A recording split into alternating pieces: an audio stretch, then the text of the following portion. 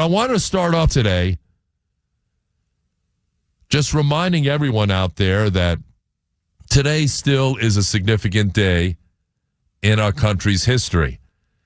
And for those of us personally that were affected, today's a day that I will never forget. Today is 9/11, as you all know. And 23 years ago today, our world changed forever. Nearly 3,000 innocent victims were taken from us in such a sinister fashion. Innocent people who got up, went to work, and never came home.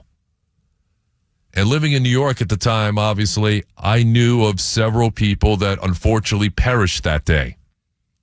And every year I tell the story of a college friend of mine who played basketball at the College of Staten Island, really talented guy, driven guy too, Terrence Aiken.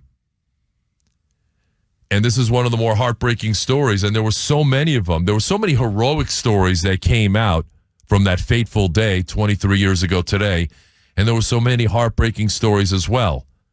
And I got to know Terrence a little bit. We weren't the best of friends, but, you know, when I was there, I did the play-by-play for the basketball team, the men's team, the women's team, and he was a very talented men's basketball player on the Division III level. He actually went and played professionally in the Philippines for several months.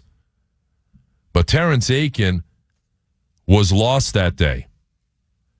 And how he was lost is just something that's just a heartbreaker. He was trying to provide for his wife, his 3 kids. He was great at fixing up cars. He was great with computers. And he got a job as a computer consultant, and his first job was to work for Marsh and McLennan on the 97th floor of Tower 1. His first day on the job as that computer consultant was September the 4th, 1 week before the terrorist attacks. And he was on the 97th floor of Tower 1. Which means if you were above the impact zone, you weren't getting out of there.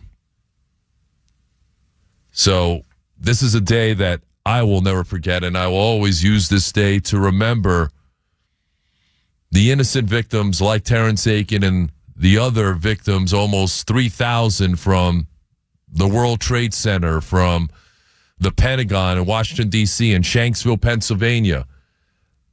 The heroes that were aboard Flight 93 that downed that plane before it was on its way to the nation's capital.